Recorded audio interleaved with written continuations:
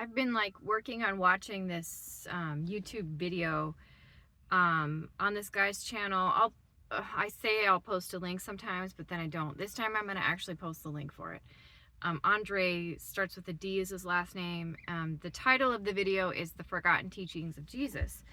And it's sort of like the teachings of Jesus based off of the Dead Sea Scrolls, which I feel very strongly that the message Jesus was conveying is very different from what a lot of Christian churches are teaching. And I kind of want to talk a little bit about that because it's something that personally I feel is kind of concerning. I think that I feel pretty optimistic, and seems like things in that department are changing, but there's all this dogma being labeled as Christian teachings. Christ comes from the Greek word Christos, the anointed one. So Jesus of Nazareth, our dear spiritual teacher, where we get these teachings from that have been convoluted, was the anointed one. They called him Christ. His holy teachings moved people so much that they gave him that title. And the teachings were about love, non-judgment, non-condemnation, feeding the poor, openness, oneness. I just see so many people who identify as Christians who are so filled with contempt and hatred for other people who are different. They're on this crusade against whatever chosen group that they deem to be evil, based off of external criteria. It makes me really sad. What we need most in this world at this time is love and non-judgment, not condemnation of others.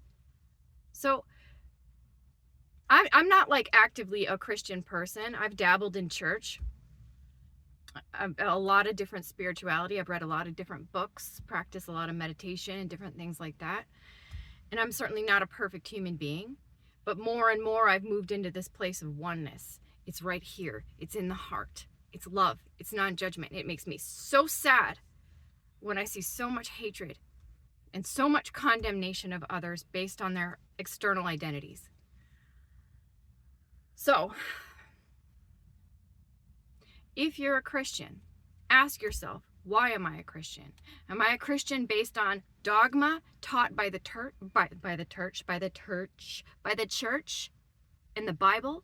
Or am I a Christian based off of Christ's teachings of love and oneness and unity and non-judgment and service? Because there's differences there. I'm going to say it. Okay, Jordan Peterson, oh my gosh, that guy has so much contempt and hatred in his heart.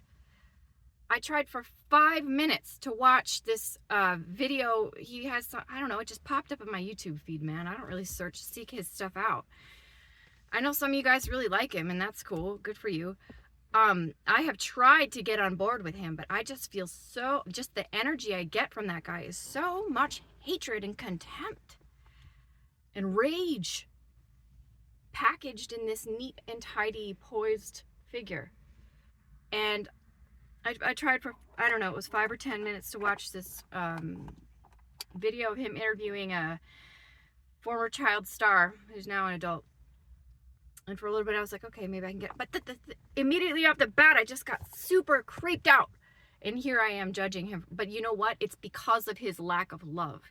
That's why I'm bothered. Okay? Sitting in this chair with this air of superiority, his nose so far up in the air.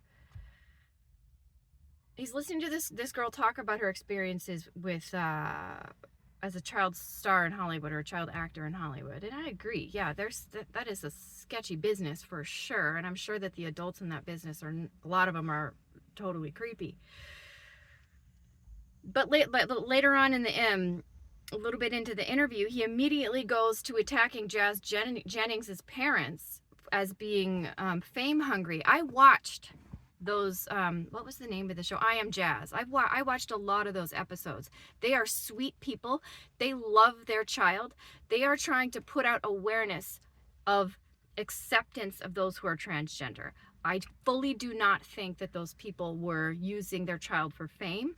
Like Toddlers and Tiaras, Jordan Peterson, maybe you should point out that show, those parents, before you start attacking. You have no idea what those parents have been through with their child. They're trying to support their child and love their child. Okay? I'm just so disappointed. Jordan Peterson is not somebody that radiates love and wisdom, in my opinion. And he has every right to say whatever he wants. And people have every right, to watch him and listen to them all they want. But I'm telling you, I get yuck vibes when I listen to him. And I'm sorry, but love, oneness, non-condemnation, so much contempt. That's the problem I have when just people who, this is the thing. He had on this super flashy, like, I don't know, it looked like a silk shirt robe thing, but it said Christ on it. And the thing that really bothered me about that is Christ's message had nothing to do with condemnation of others. It had everything to do with love and acceptance. I don't know why people overcomplicate it so much. This is why, like, I've dabbled in different churches, but I don't know. And I actually have found a good one, but long story. Their church service was too early and I was too busy. But the point is a lot of people who identify as Christians and a lot of Christian churches are still completely missing the point. The word sin means without. That's all it means. Without love. Okay? That's what the word sin means.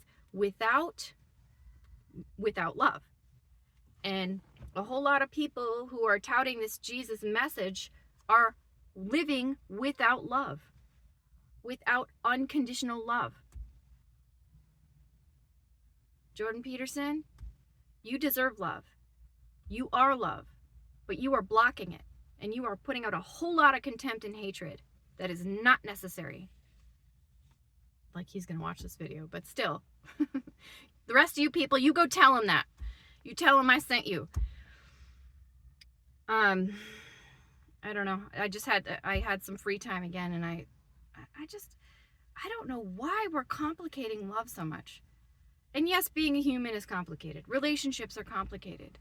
But ultimately, that message that Jesus so beautifully shared, yeah, it was a long time ago, 2,500 years ago or whatever, but the message was so simple and so basic, but it has been bastardized and convoluted by so many people. Stop being mean to each other. Stop with the contempt and the hatred.